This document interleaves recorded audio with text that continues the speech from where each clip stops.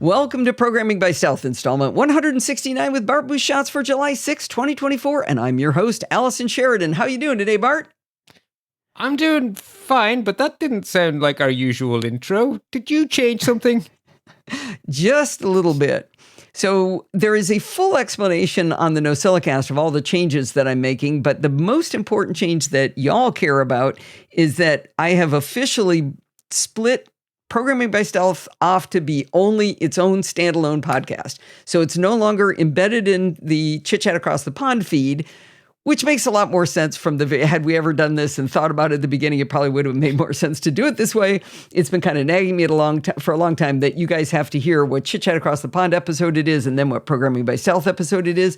When if you're a PBS learner, you just want to get the Programming by Stealth content. So I'm not going to refer to Chit Chat Across the Pond, and you'll never see me promoting going to podfeet.com in order to get to the show notes that should be going to pbs.bartificer.net. I had sort of a circuitous route you would get there. You'd go to podfeet.com and then you click a link and it would take you to where you really wanted to go, which was pbs.bartificer.net.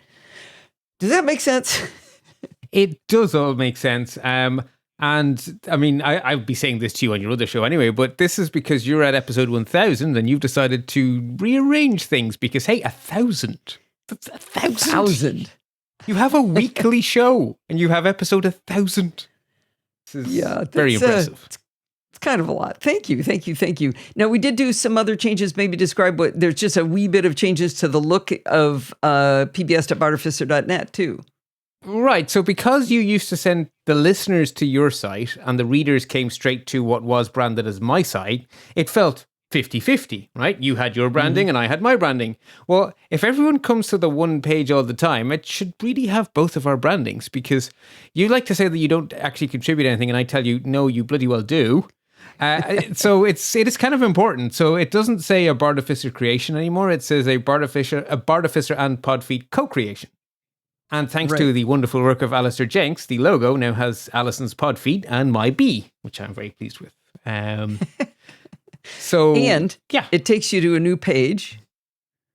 Yes, where you can get contact details for both of us instead of having to somehow remember. So yeah, you click on our little logo of both of us and you get both of us, and then you can follow us on Mastodon and Twitter and Flickr and Glass, and I don't know what else you put in there since I looked. No Twitter. Yeah, I didn't put Twitter either. Actually, I just put Mastodon. Yeah. It's a good way to, and I put a bold move in there. My email address is in there because I actually like to talk to people in email. So, and I will never do that. So there we go. I just thought of something. I should probably put the Podfeet Slack over there too, because we do talk to people on the PBS channel for Slack. So I will add that while we're chatting here today. It is linked at the top of every page under the community link. It is? It is. It's in the menu bar on every single page because it's so important. Because we really do love. I might stick it in mine too, just so we get one more. But so I think to this audience, if you got here, you're fine. Anybody who was subscribed to PBS by going through Chit Chat Across the Pond will not get this automatically. And we're trying to tell our friends that you need to subscribe to the PBS feed in order to get PBS, because you won't get it if you're in the Chit Chat feed anymore.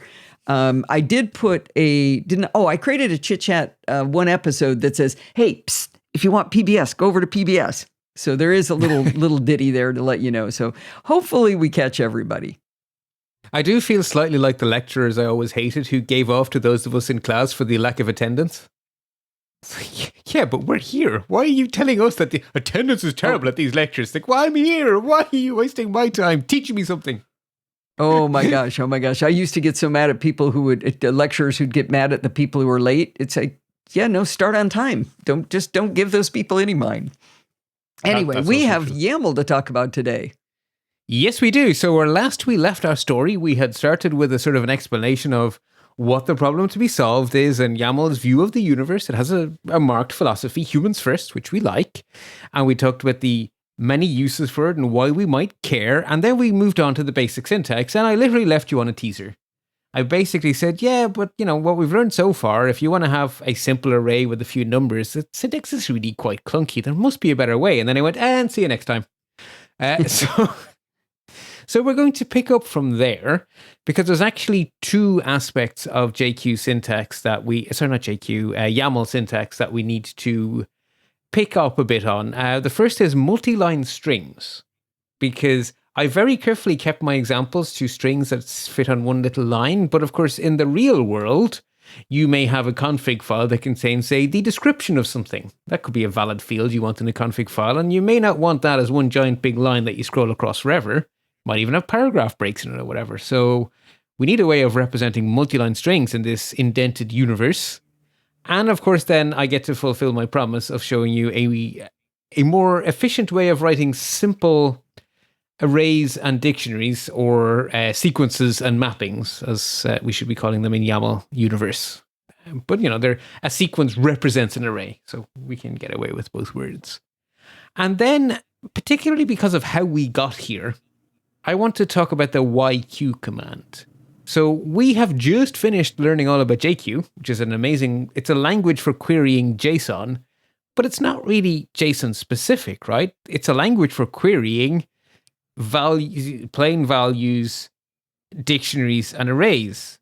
But YAML has scalars, sequences, and mappings, which are exactly the same thing. So the actual JQ language applies to YAML perfectly.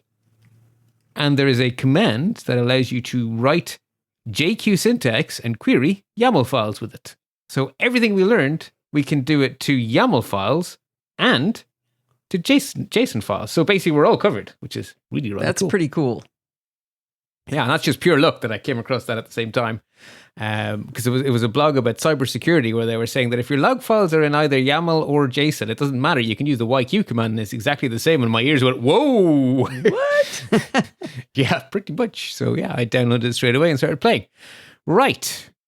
So if you are reading along, we are going to jump onto multi-line strings.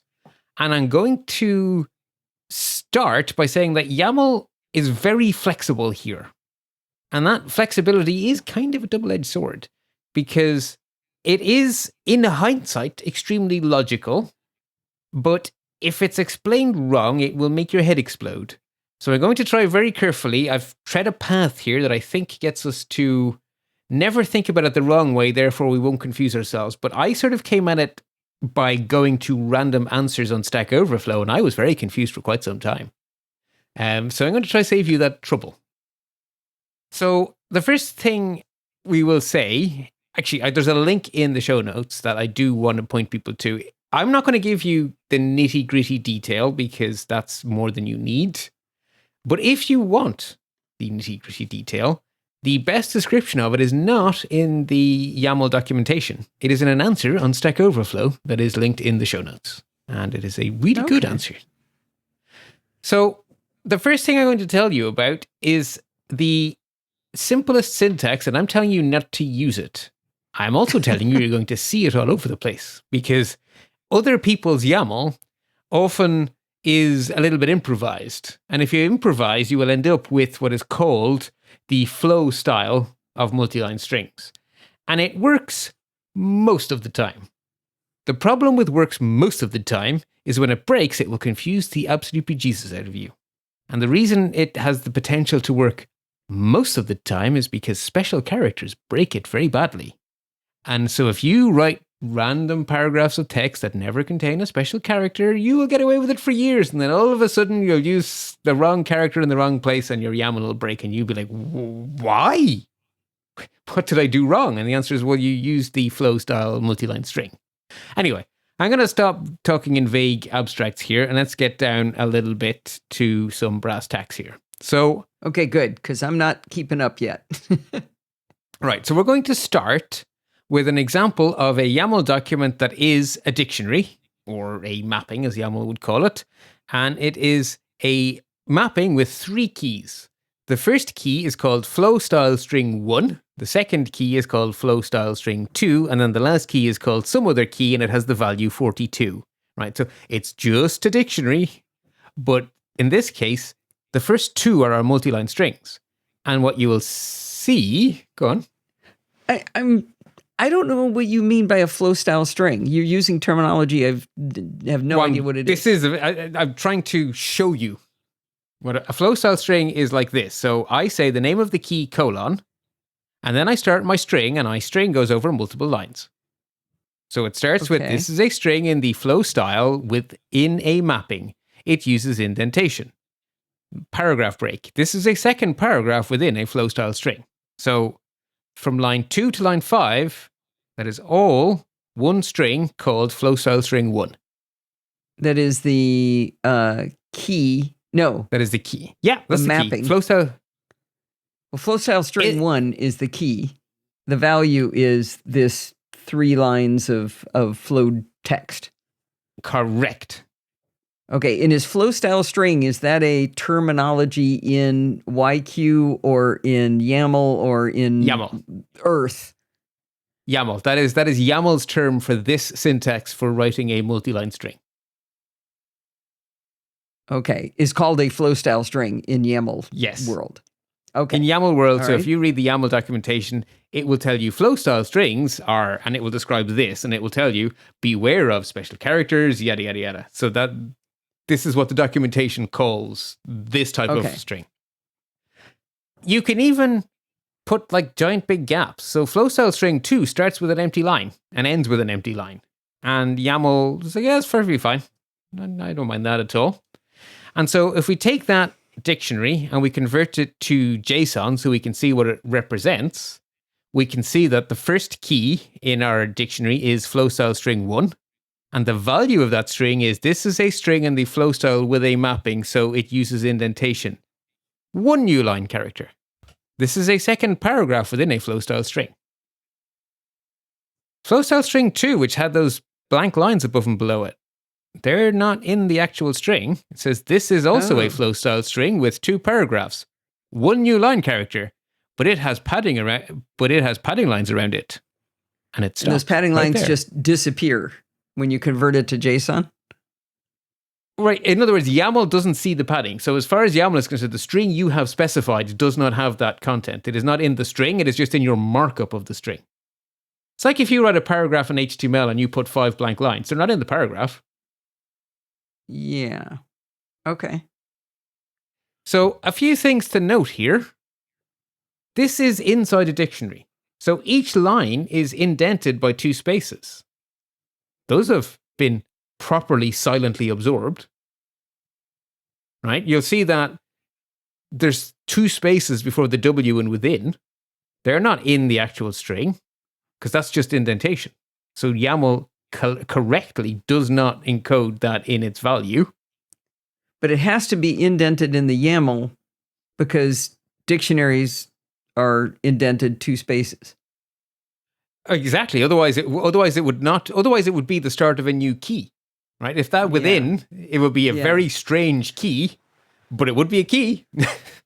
So you keep saying that YAML is absorbing it, but it isn't. It's in the YAML is the 2 spaces. It's in the JSON that it disappears. No. Okay.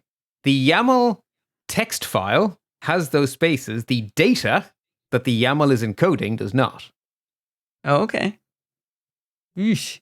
This is a little headbendy, Bart. There's like 3 spaces this lives. There's the JSON, there's the YAML, and you're saying what YAML thinks the data is, even though it's got those spaces in it. It absorbs those. Okay, it's a string. It's a markup language. So like HTML, the p tags are in the markup. They are not in the actual content of the document, right? Your document contains a paragraph, but the markup has the p's. Right, but YAML is the markup.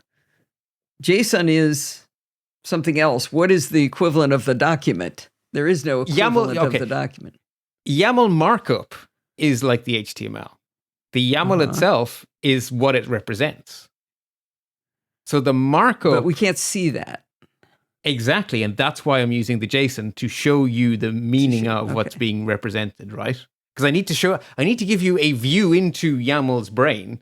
So I have typed this input, and YAML has absorbed that to represent a string. Well, what's in YAML's brain? That's what the JSON is for. Gotcha. Okay. I'm glad I asked that because I could have been confused for the entire episode otherwise.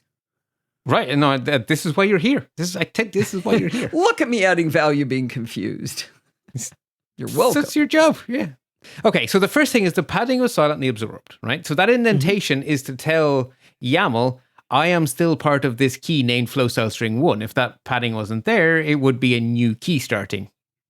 So of course it's absorbed. I mean, it would be terrible if every string in YAML was full of stupid spaces, right? That would make it a very useless markup language. So the second thing to note is that there's a new line character after the E in style and before the W in within. But that's not really a part of the string, right? That's just, well, I've run out of space here and I want to move over to a new line. So YAML has silently converted that to a single space, right? Again, great. Thank you, YAML. That's what you should do logically. Point 3 is YAML has made a decision that you may or may not hate. That paragraph break is a single new line character. It is what it is, right? It is. Yeah.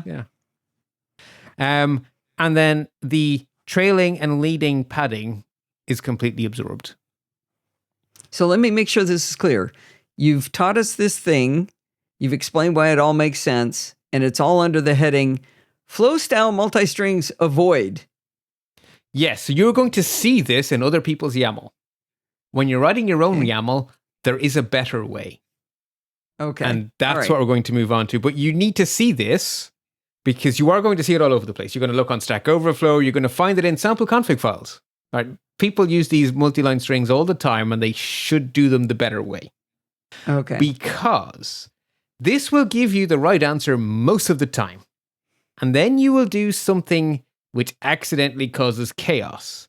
So I'm going to quote from that wonderful Stack Overflow answer I've linked above. And it says you should avoid them because there is no escaping. So you can't have anything you escape in there. You can't have a pound or octoswarp or hash symbol.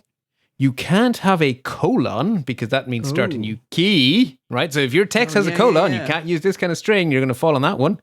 And the first character can't be any sort of quotation mark. And other punctuation characters may also cause trouble when they're used at the start of a string. Other than that, it always works. Right. What if you've got an emoji in there, Bart? Well, it is UTF-8, so I think it actually would be quite happy with that because that's not one of its syntaxes. So it actually would be happy with an emoji. So UTF-8 doesn't include quote marks or hashes or anything like that? Well, no. So what I'm saying is quote mark has a special meaning, therefore you can't use it as the first character. Emoji does not have a special meaning. Okay. But so you're actually fine. The UTF-8 encoding of the emoji, the Unicode, had an apostrophe in it? It will be absolutely fine because YAML is Unicode aware, so YAML would know if you use the syntax for a Unicode character, YAML will go, yes, you mean that character, not the other weird stuff. YAML is Unicode native. But again, the colon, the pound symbol, you're going to say, that's a comment. Of course, that should start ignoring stuff. So you probably won't trip over that one because your syntax highlighter will probably fix it for you. But a colon you use in the wrong sentence, you copy and paste someone's example and you throw in something with a colon. Yeah. And all of a sudden it breaks because now you've started a new key in your dictionary and the whole thing goes poof, right? And you will be so confused. This is why we don't use them in our own YAML. We can read them in other people's YAML and it'll all be fine, but don't do it yourself. What we're going to do is what are called string blocks. And we always want to use string blocks. So the syntax for string blocks is a little bit more complicated than just type it across multiple lines and it'll work by magic, right? That's the advantage of the flow style is it's just magic. The disadvantage is it's dark magic. So we have to be a little more explicit, but it's not difficult if you break it into two pieces. So there are two different aspects of what YAML should do that we want to assert control over. So everything we do in YAML is always going to silently absorb the padding because otherwise the universe would be so silly. So we don't ever have to think, do we want the padding? Do we not want the padding? The padding is always taken care of. So that one, don't worry about the padding. What we do want to worry about is what should YAML do when it meets a new line character? So inside of your text, you go on to a new line. Do you mean no YAML, really a new line? Or do you mean, no, this is just a continuation. I've run out of space and I'd just like to make my life easier and indent it this way. That is a choice, and you can assert your opinion one by one. Every time you make a block string, you can tell YAML, I want you to do this. The second thing you get to choose to tell YAML is how it should handle trailing whitespace characters. So realistically, at the end, if you have a string inside a dictionary, the last character on that string is always a new line character. Because you're going to go on to a new line and then start the next key in your dictionary, right? So the last character is going to be a new line character. Do you want YAML to preserve that? Because sometimes it's actually really useful to have something end in a new line character. Or maybe you ended in 3 new line characters and you really do want those 3 new line characters. But a lot of the time you'd like YAML to ignore that, please. So that's your second lever. So you have these 2 levers you can pull to tell YAML what you want to do with the string. Now, the names for these levers may or may not make sense to you. But the first lever, what should I do with internal new line characters, is called the string block operator. That is not a particularly good name for that lever. The other lever for what do I do with the trailing white space is called the Chomp indicator. Which for At least anyone that's who fun.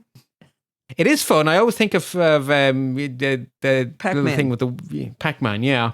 If anyone programmed in C or Perl, the Chomp operator takes new line characters off the end of strings. So for anyone who comes from that world, Chomp makes actual sense.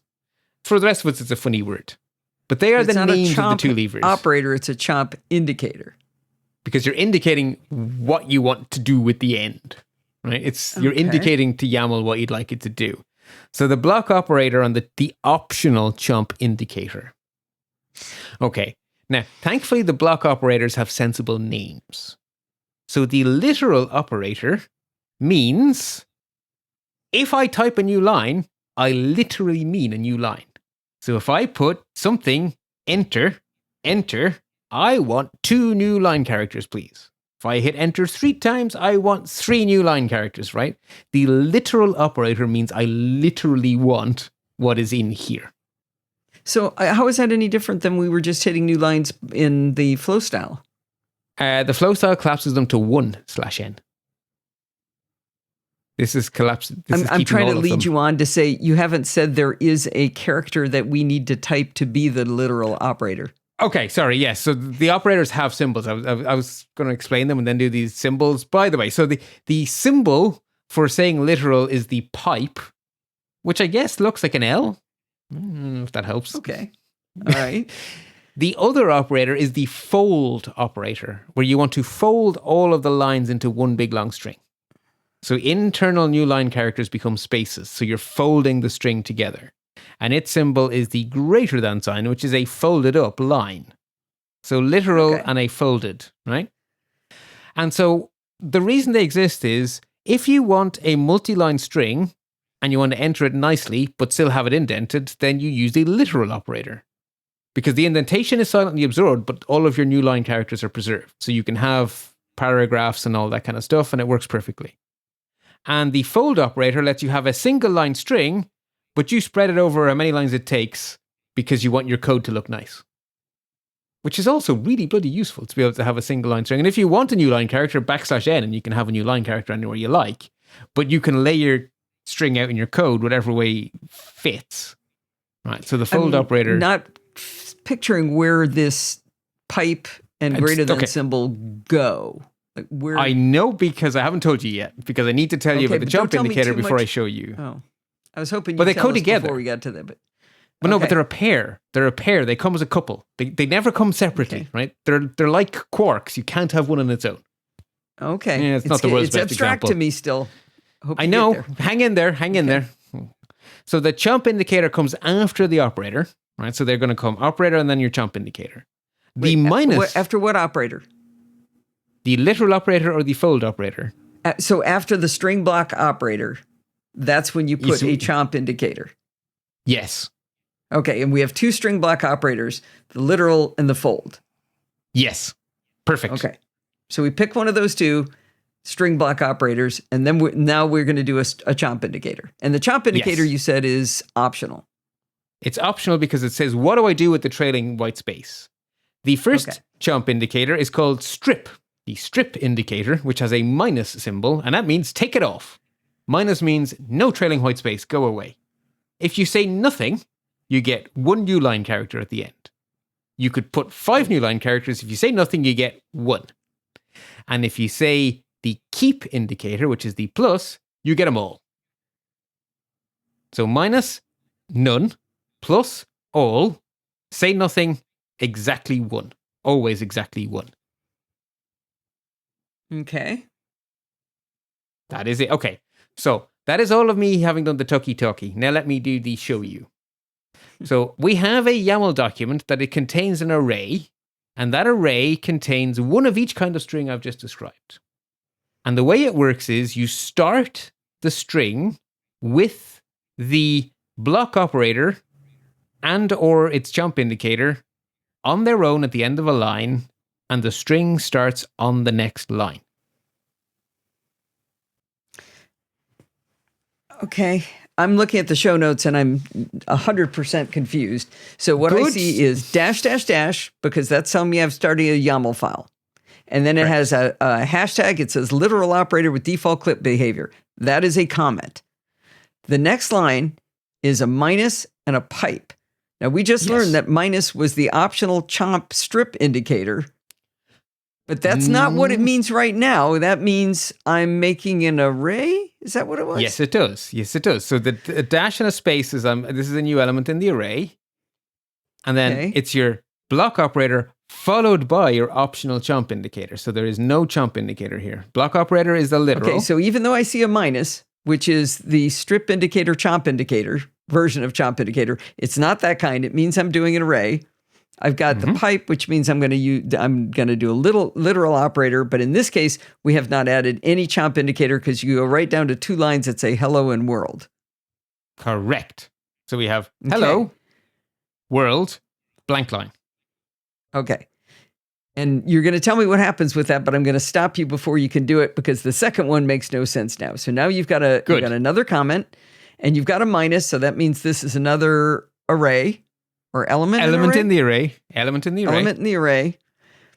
But you've got a chomp indicator without a block operator. No. I'm sorry. That is the fold operator. Okay, good. Yes, it is. Yes, it is. Okay. So now starting from the top again. Now you've got the beginning of an array. You've got hello and world on 2 separate lines and a trailing white space. Yeah, what you notice is the value in every element in this array looks the same. The only thing that's changing here is the operator and the chomp indicator we're using. So first time we had the literal operator, then we had the fold operator. Now we have the literal with the strip chomp indicator. And we have our same hello world. And then we have the fold with the strip. And then we have the literal with the keep. And then we have the fold with the keep. So that gives us one of everything. So then the question is, okay, so we have hello, new line, world, blank line. So how are those same 3 lines of text, what do they actually mean in the string we're building? So now we convert it to JSON so we can see what we've actually done. So our first one was just the literal operator, no chomp indicator, which means it's literal. So hello, hit the enter key, world is hello, \n world. Then we have 2 trailing /n's, but only one of them is kept because if you don't say chomp, you get exactly 1 new line character every single time.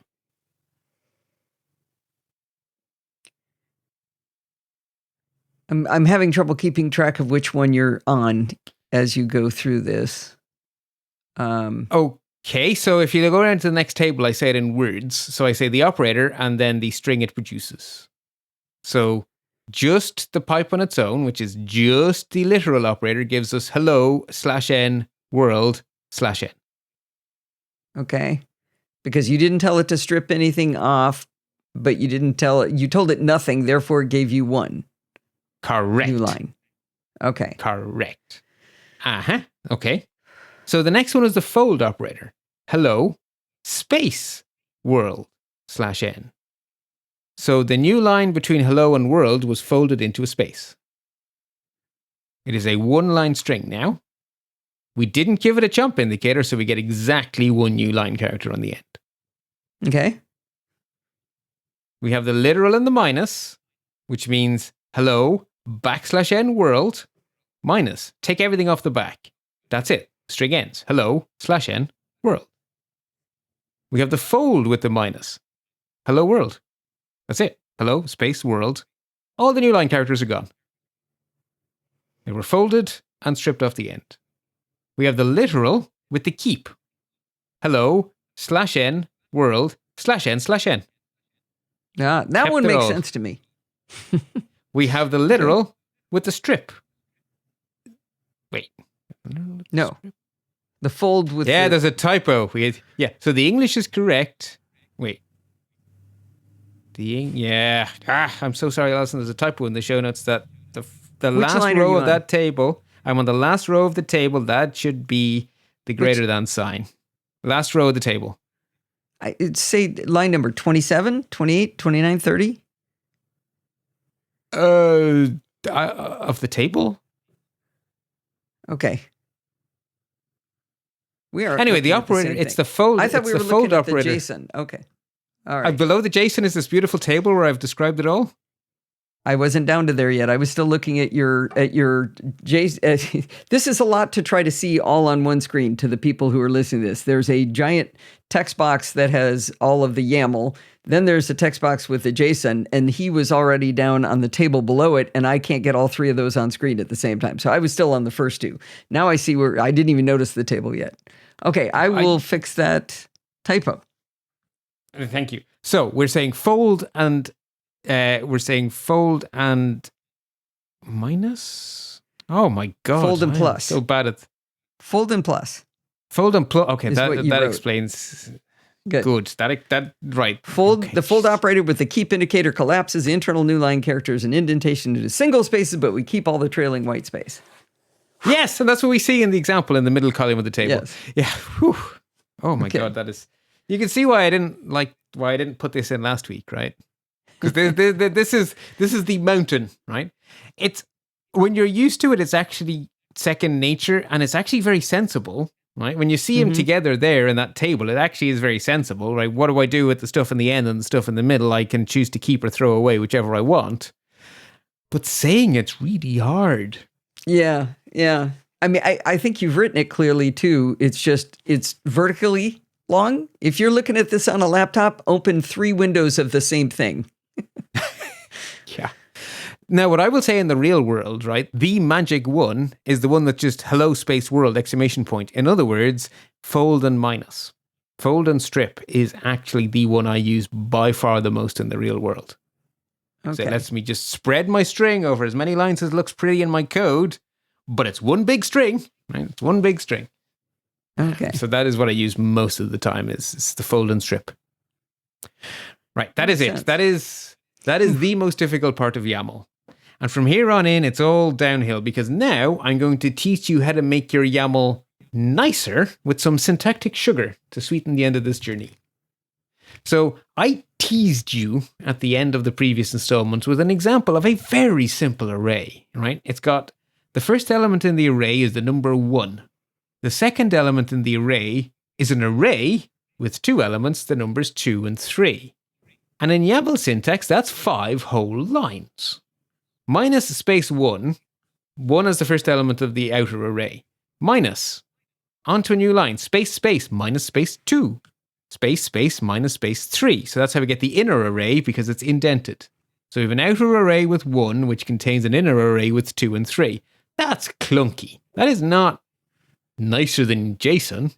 That's just ick, right? So surely to goodness, there's something better we can do here. Well, actually, yes, because YAML learned from JSON. So while YAML has this really nice syntax for a minus and a space to make an array, so you can have an array without needing to wrap it in square brackets, if you want to, you can wrap it in square brackets, just like in JSON. So we can actually represent our arrays in exactly the JSON syntax. We can just say square bracket 1, comma, square bracket 2, comma 3, close square bracket, and that is valid YAML. Oh. And it's Good. called the flow style for sequences. There is a flow style for mappings. It is So wait, sequences curly or bracket. arrays? Yes. Okay. There's a flow style for mappings or dictionaries. Open curly bracket, key colon value, comma, key colon value, comma, key colon value, close curly bracket. Awfully familiar syntax. Yeah. Now, this is where it gets even better. Not just is it like JSON, it's more forgiving than JSON. Because in JSON, your keys must be quoted. You have to quote the keys in JSON, which is a right pain in the backside. In YAML, as long as your keys don't contain colons and weird characters like that, you don't even have to quote them. You can have spaces in there, and you don't have to quote them. So yeah, whatever. That sounds that's fine by scary. me. And the values, they can also not be quoted unless they contain commas, in which case you can't quote them now because comma means next element in the dictionary. So you can get away with a lot, though. So now let's have a look at two much simpler YAML documents. So minus, start a new YAML document, open curly bracket, no quotation marks, Jim space Kirk colon, to boldly go, comma, Jean space Luc space Picard colon, make it so, close the curly. That is perfectly valid syntax. So the comma tells YAML that I'm going to give you another element in this mapping. Correct. Huh. Just like that. And I can also do a two string array or sequence. Open square brackets. This is a string, comma. So is this. Close square bracket. And no quoting around it at all. Okay. Yeah. So when I run that through JSON, we get open curly bracket, quote Jim Kirk colon, quote to boldly go, comma, quote Jean-Luc Picard colon, quote make it so, close curly. And the second document, open square, quote, this is a string, quote, close quote, comma, quote, so is this, close the quote, close the square bracket. So that's more like what I promised you. Yeah, that's a lot more like what I promised you, right? Friendlier, nicer, more human friendly. So yay. And you can mix and match. So whenever it's convenient to write it out the long way, write it out the long way. Whenever it's convenient to collapse it down, and it will just work. Now, I also need to prove to you that you do need to be a little bit careful about this. Oh, why bother quoting? Well, the answer is because of that comma, you may want to do a little bit more quoting. So let's become a little bit more cultured, right? One of the things that made the original Star Trek series great was they did a lot of Shakespeare references. If you studied Shakespeare and you watched Star Trek, episode titles were so many Shakespeare quotes, it wasn't funny. Entire plots were Shakespeare plays, right? Just in space, right? Literally space operas sometimes. So William Shakespeare is famous for his quote, to be or not to be, that is the question. That unfortunately has a quote as a comma in it.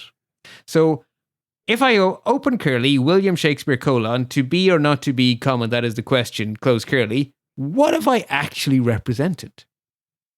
Well, let's make it in JSON so we can see what we actually said. What we said was, give me a dictionary with two keys. The first key is William Shakespeare, with the value to be or not to be. That is the end of the first string. The second key is, that is the question. Its value is null, because at that point, we closed our curly bracket without ever giving it a value. So it saw the comma and went, oh, great, new key. I'm now waiting for a colon. Oh, I've hit the end of I've hit the curly bracket. Oh, well, I guess you meant the key was, that is the question with no value. So you get, that is the question, null. That is not what you meant. So you would need to say, open curly, William Shakespeare colon, inside singular double quotes, take your pick, to be or not to be, comma, that is the question. Close your quote, close your curly. And that gives us the right answer. Now, I'm going to prove to you that we can mix and match these. I'm going to show you the YAML for a dictionary of arrays and an array of dictionaries. And I'm going to use both styles of syntax to make this work nicely. So, starting our first YAML document, I'm going to have a dictionary of which the keys are the full names of the day of the week. Monday, Tuesday, Wednesday, Thursday, Friday, Saturday. So they're each on a new line starting with a colon. So they are the keys of my dictionary and the syntax we learned last week. The values of each of these keys is an array in the flow syntax. Open square bracket, mun, comma, mun with an uppercase, mun with a lowercase, and just capital M. In other words, all of the valid abbreviations that my hypothetical app is going to say, oh, you mean Monday, is in an array of strings, which is the value for the key Monday. Tuesday is capital TUE, lowercase TUE, TU, because it can't just be T on its own because of Thursday, because that's annoying. And then we have similar for Friday, for Saturday, yada, yada, yada. Right, so that is a mapping or a dictionary of sequences or arrays. And we have both syntaxes mixed together there, the long form and the short form. And then our second YAML document is an array of dictionaries. So minus a space and minus space at the start of each line saying 2 elements in our array. And the elements in the arrays are dictionaries in the flow style. Open curly name colon Bob, email colon bob@burgers.com. Name colon Ken, email colon Ken@barbie.com. I don't know what I was thinking that day, but there we go. Bob's Burgers and Barbie. I love Barbie. When you put that into JSON, you can see what we mean. And what we mean is open a curly bracket, first key Monday, colon, open square bracket, Monchu, whatever. Close that square bracket, next key, Tuesday, colon, right? So you can see it is our dictionary of arrays. And for the second document, it's open the square bracket, then inside it, open the curly bracket, name, Bob, email, burgers, close our curly, next one. So you can see that we have indeed represented, but now, finally, my promise that YAML is easier to read and way shorter. Right, now I got some evidence to back up my promise here, right? Because it wasn't looking great at the end of the last installment. This is looking much more like it. The main thing it is, now that I'm comfortable reading JSON, I still like the JSON better because that's where my brain already wants to go. But then when I look up at the YAML, it's like, man, that's tight. It's clean. It's readable. I mean, it is on 11 lines and the JSON's on 47, and it's the exact same content. Precisely. So I like my config files to be concise so that I can get an overview of my config.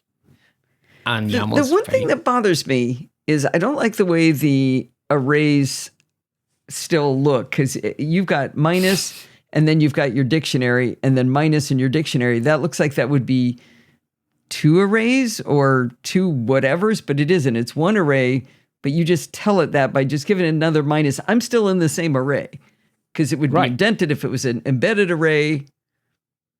And it doesn't have closure for me, Bart.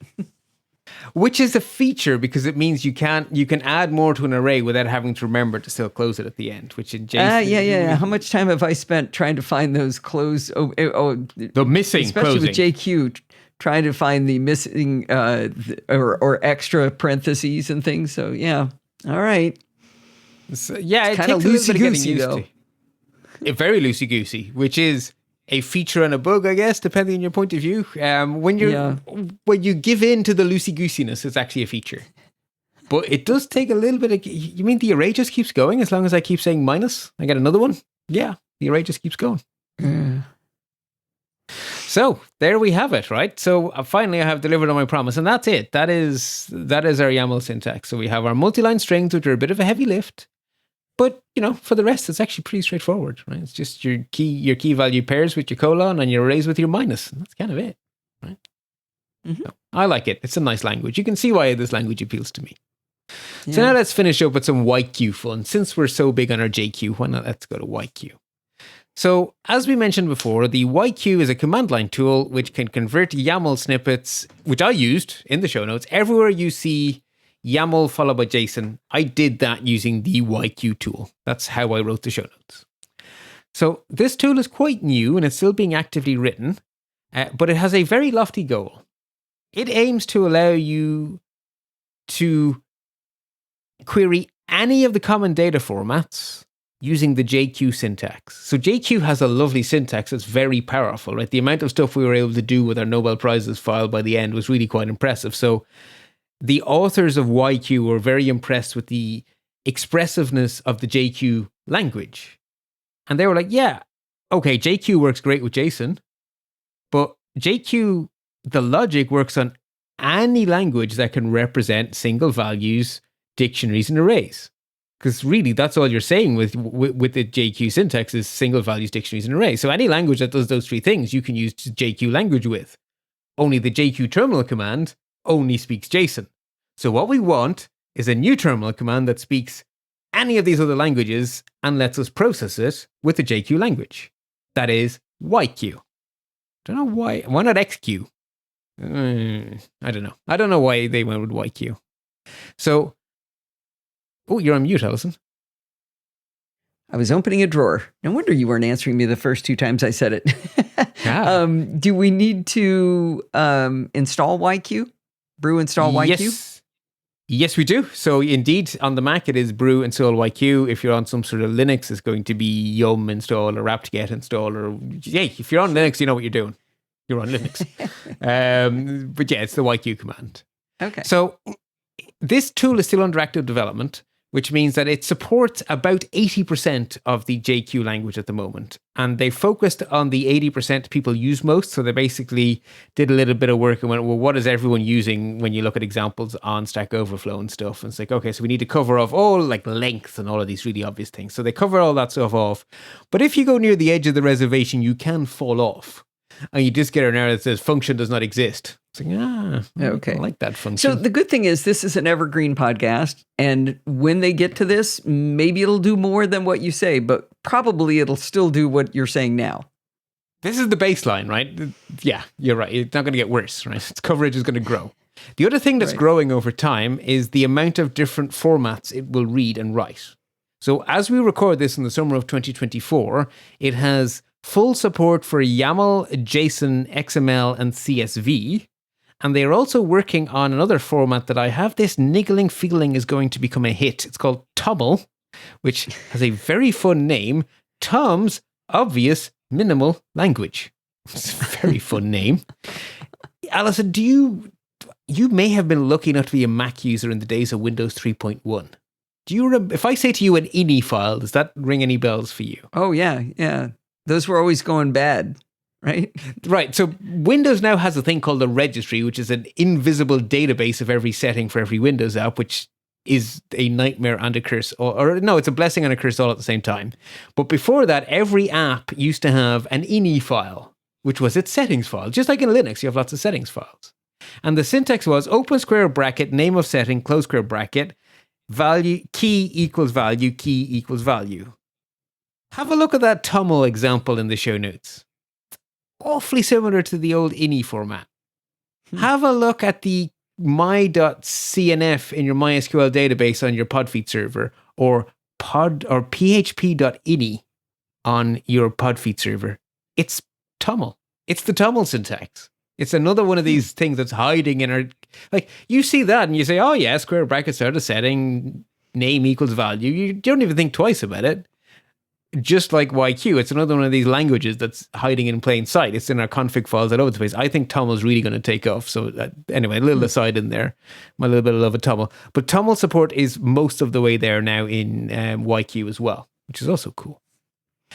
Okay, another thing that's really nice about the YQ command is it's written in Rust, which is a very modern programming language that is Microsoft are now using as the basis for modern versions of Windows, because it has all of the power of the C language with none of this thing of forgetting to deallocate memory and having a buffer overflow. All of that stuff is impossible in Rust. So 80% of security vulnerabilities evaporate into impossibility with the Rust language. So I always love seeing projects written in Rust. And it has zero dependencies. So when you go brew install YQ, you just get YQ. It doesn't go off and fetch 50 kabillion other things. It's self-contained because it's a little Rust package all by itself, entirely self-contained. And if you're on Linux land, you do a yum install and you get one package, just YQ.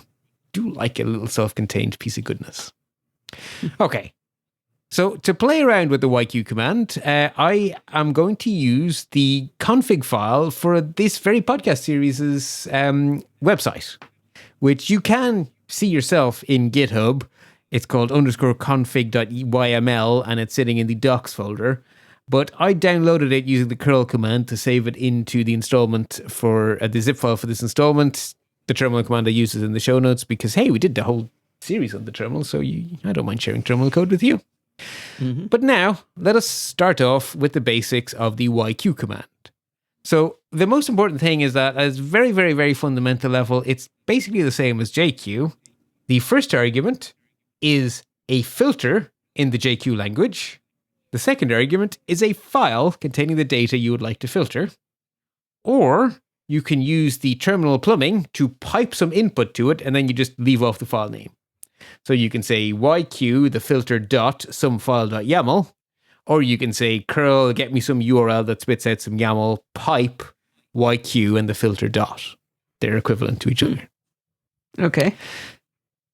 So because the YQ language uses exactly the same filters, everything we've learned in JQ, starting in installment 155, all at your disposal.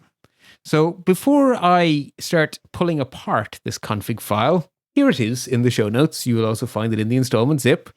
It is a top level. It is a dictionary with a bunch of keys and values. Some of those keys contain arrays. Many of them are strings. There's probably the odd number somewhere. Actually, no numbers anywhere. They're all strings. All strings and arrays all the way down. Okay, so the first thing we're going to do, we're going to extract the title. So it's a dictionary which has a top-level key named title. So we say YQ, the filter dot title from _config.yaml, and it prints out the YAML for the string. So if we were doing JQ, it would print out the JSON for the string, which would be quote, programming by stealth, quote, but because in YAML, quoting is optional, the output we get is just programming by stealth. No wrapping quotation marks to worry about, we just get programming by stealth. Okay, that seems pretty easy. Pretty easy. Let's say we want the text to go with all of the items in the navigation bar. So there is a top-level key called nav_items, which is an array of dictionaries. And those dictionaries in that array of dictionaries all have a key named text, which is the text for the link in the nav bar. So what if we would just want the text for our nav bar?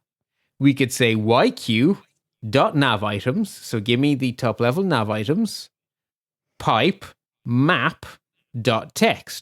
So in other words, we now have an array and we just want from that array, just give me the .text without exploding and recombining the array. So what we get back is an array of strings, which of course in YAML is minus space PBS index minus space podcast episodes. Now that time it put it in quotes. It did, yeah. That's an interesting choice because it chose to. That is valid YAML, and it is also valid YAML not to. I would imagine the reason it chose to is because that way the developers didn't have to figure out whether there were special characters in there. Well, actually, your text in your YAML has quotes on it. Oh, I for PBS Index and podcast episode, but the title does not. So that's why title didn't get the quotes.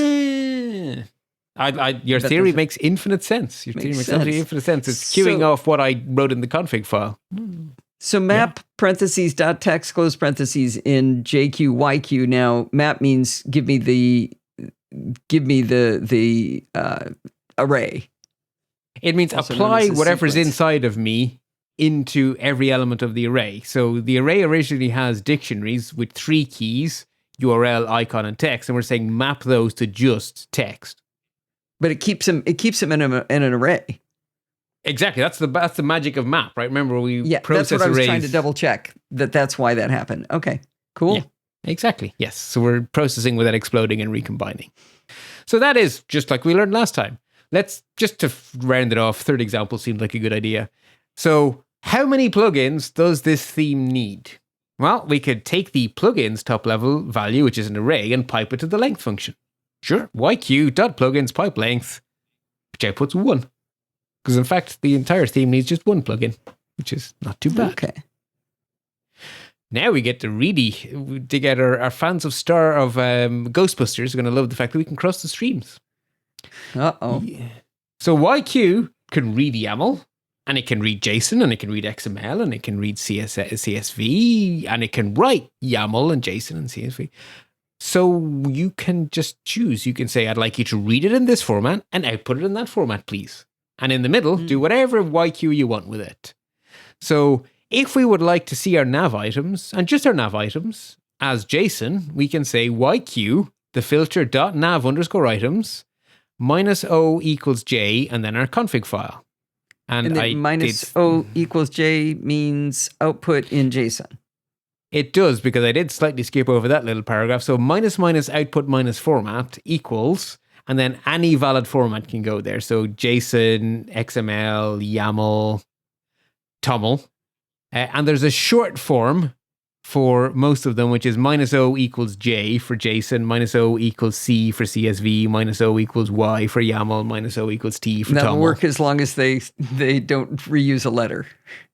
Yes. And the documentation does actually tell you which will and won't work. I did check. So -o is just short for minus output minus format. The only thing that bothers me about this is it's YQ quote .nav items unquote, and then that's great. I got my YQ, and I'm going to say my output I want to go to JSON, and then I tell it the input file, which in this case is YAML. The input file could be JSON though, or a CSV file. It could be anything. Yeah. Okay. So in fact, let's do that. Let's cross the streams the other way. So let's take our Nobel Prizes for one more trip. Oh. I want a YAML array of the names of all of our laureates. So I did slightly cheat and go and copy and paste some code from very near the end of our exploration of the JQ command. So our filter is quite long here. So we start off by exploding our prizes. Then we explode our laureates array, which may or may not exist. So it has a question mark.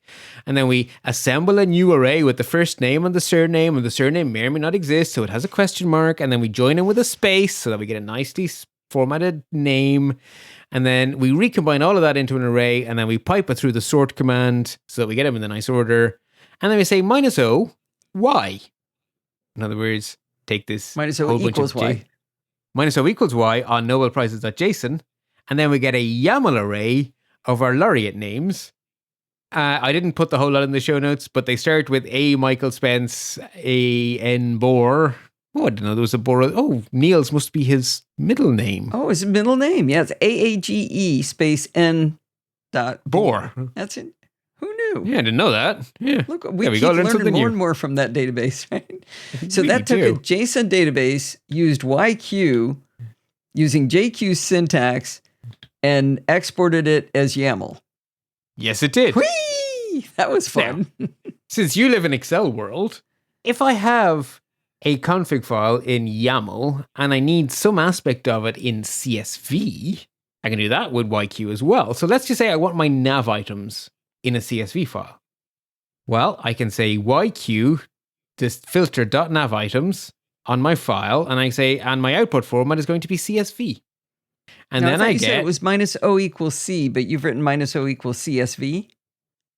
So the -o is short for minus output minus format equals, and then either the full or the short version of the format. So you can actually have long and short of each. Oh, that I kind of like that. So you don't have to write all those big long words, but you can look at your code and go, it says CSV. Now, what the heck is C? Is that concatenate? Yeah, which is probably actually a good middle ground. So -o JSON is probably better than -o equals J, right? So yeah, it's probably good middle ground. And that gives us the valid CSV URL, icon, text, HTTP, whatever, my icon, PBS index, your URL, your icon, podcast episodes. So that is valid CSV. How did it know what to call the columns? Well, it's a dictionary. So the key names are the column names. Figured it all out. Sure, why not? Yeah.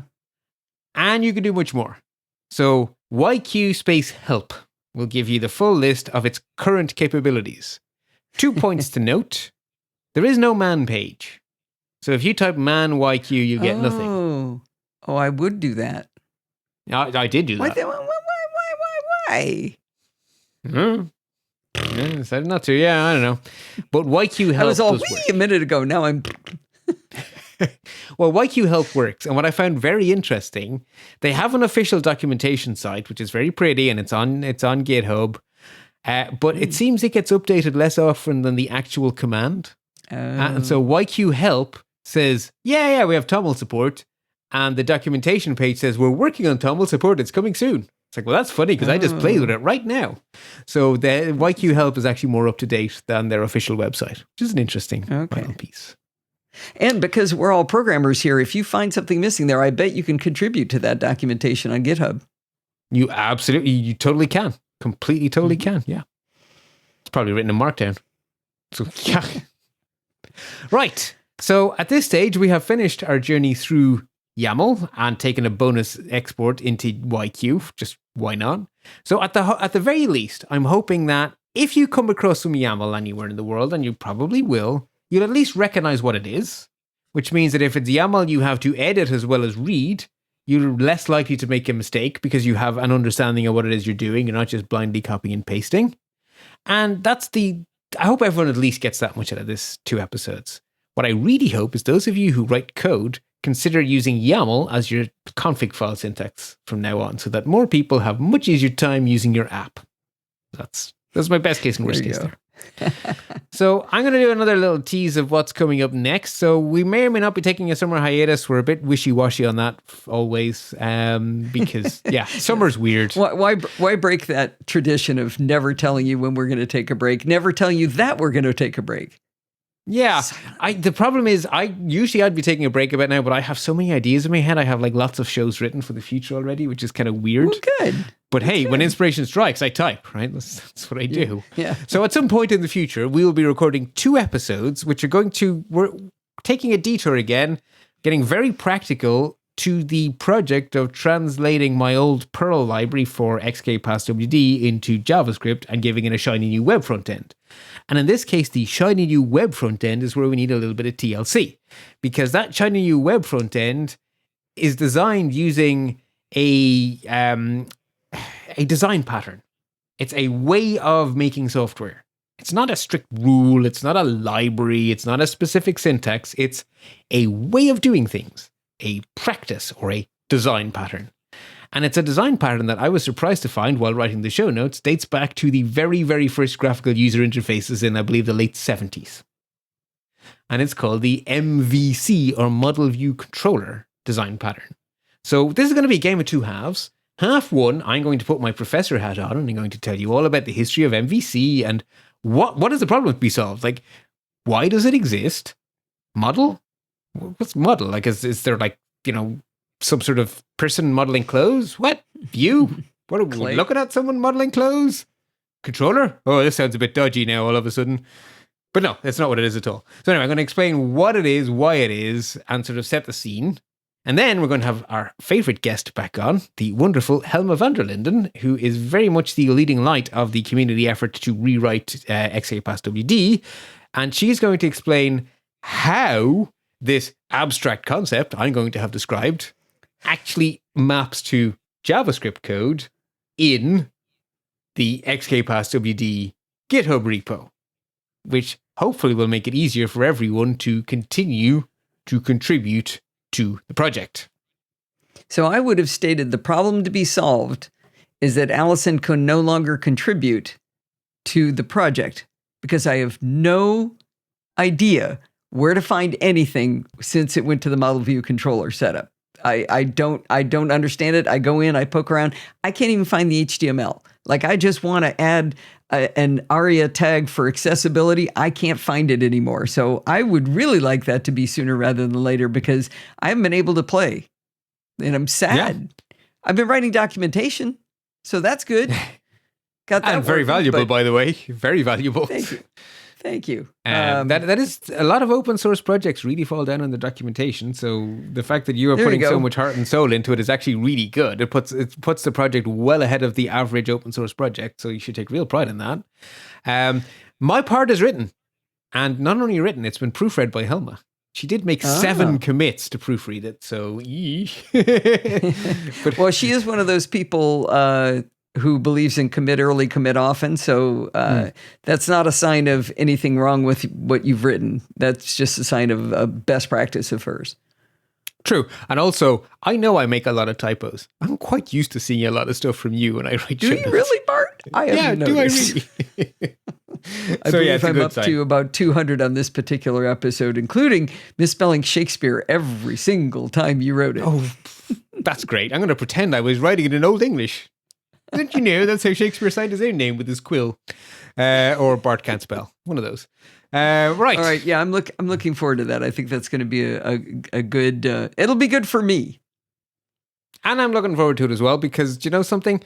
I am finding my way through the code base, but I'd find it a lot better if I actually listen to the episode we're going to record. So I'm looking forward to it as well.